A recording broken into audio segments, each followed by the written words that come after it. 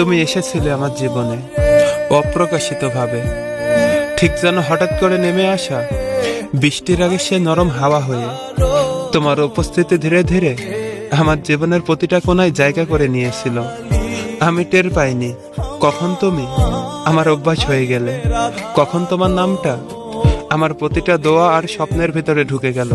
তোমার সাথে কথা বলা ছিল আমার দিনের সবচেয়ে শান্তির সময়। তোমার একটা ছোট্ট মেসেজে আমার সারাদিনের ক্লান্তি মুছে যেত। আমি সত্যিই বিশ্বাস করতাম এই অনুভূতিটা কখনো বদলাবে না, তুমি কখনো আমার হাত ছেড়ে চলে যাবে না।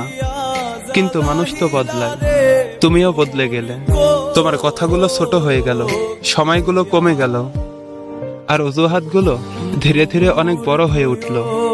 আমি তখনও আগের মতোই ছিলাম, তোমার অপেক্ষায়, একটা কেমন আছো শোনার আশায় ঘন্টার পর ঘন্টা ফোনের স্ক্রিনের দিকে তাকিয়ে থাকতাম। তুমি বুঝলে না, নাকি বুঝেও না বোঝার অভিনয় করলে আমি আজও জানি না।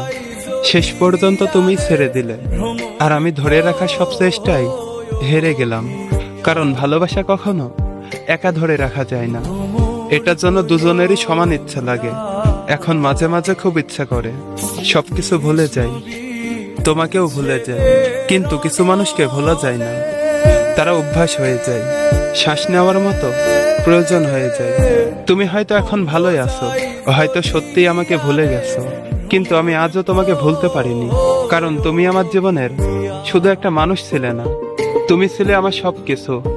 আর সবকিছু চাইলেও কখনো ভোলা যায় না, তারা শুধু বুকের ভেতরে নিঃশব্দে কষ্ট হয়ে বেঁচে থাকে।